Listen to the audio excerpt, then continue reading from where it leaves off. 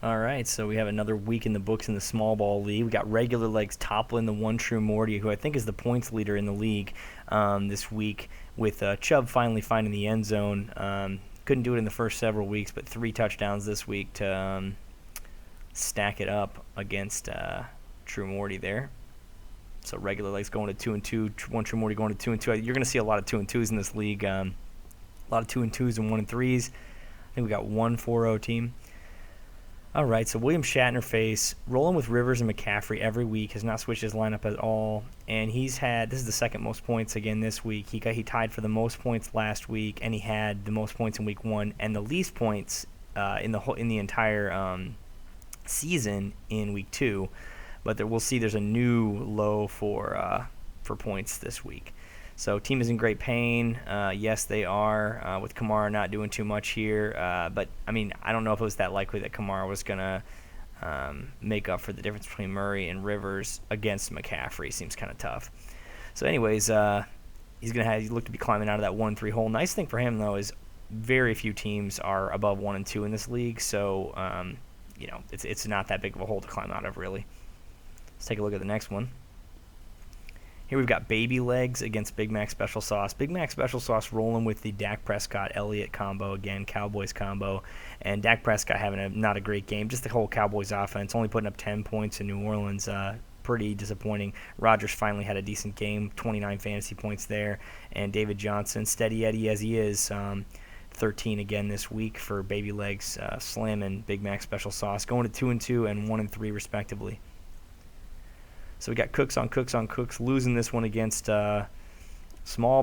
And Smallballs has been winning every week. Got the least points against, but been winning every week and rolling with Mahomes and Connor every week. Finally, Connor has a decent week. And getting the win there. Here we got Little Money against Ball Fondlers. Ball Fondlers getting smashed this week, setting the new low for the league with only 12 fantasy points this week. I suspect that'll be the low unless we have somebody start a player who is actually out or ends up being out and they don't change it in time. I think 12 points will be the low for the season. It's just hard for me to imagine, one of the top 10 expected quarterbacks and one of the top 10 expected running backs going ahead and getting you 11 or less points on the season. This would have been hard to predict too. I mean, Brady for 5 points after he's been pretty good so far this season. Mac, not an amazing game here in the loss, and Wentz doing quite a bit better than he'd been doing in the past weeks here, but there was plenty regardless to beat Brady and Ingram. So let's take a look at the divisions as they stack up now. All right, so here's what's hilarious. This first division here, we got 3 2 and 2 teams in regular and Baby Legs and one True Morty. We got My Team is in Great Pain and Big Mac Special Sauce topping off, or at the bottom of that league there. Pretty interesting. One True Morty's got the most points in the league, but only is 2 and 2. The most points for in the league, but just 2 and 2 overall. It's kind of fun. All right, so we got Smallballs crushing this one here with 4-0, and then William Shatner face 3-1. You don't really want to be in this Young Studs division with these guys who are winning each week. Although, a big chunk of that may have been from the matchups. Now, it looks like Shatner face has got the 166. I think that's the second highest points for in the league. Yeah, it is. And so that's pretty solid. But in any case, they're the ones who have been getting all the wins. And we've got Cooks on Cooks, Little Money, and Ball Fondlers backing up the division with Cooks on Cooks and Money having a little bit more success than Ball Fondlers so far. So, after winning in week 1, Ball Fondlers on a 3-week losing streak. Going to have to make a move perhaps and see if we can get a better quarterback installed there. I don't know what Kyler's. Actually, Kyler's playing the Bengals this week. Maybe he'll be good. Who knows? I think he had Kyler Murray if I remember correctly. Oh, no, he had Tom Brady. So, yeah, Tom Brady against Washington. Never mind. That'll probably be fine this week. That should be smashing. Let's take a look at these week's matchups here. We got regular legs versus baby legs here. And I think this should be a close one, and it looks like NFL.com does too. Really depends mostly on Watson, I think. If Watson performs really well, then I could see regular legs taking this one down, and otherwise I would expect baby legs to get a hold of it.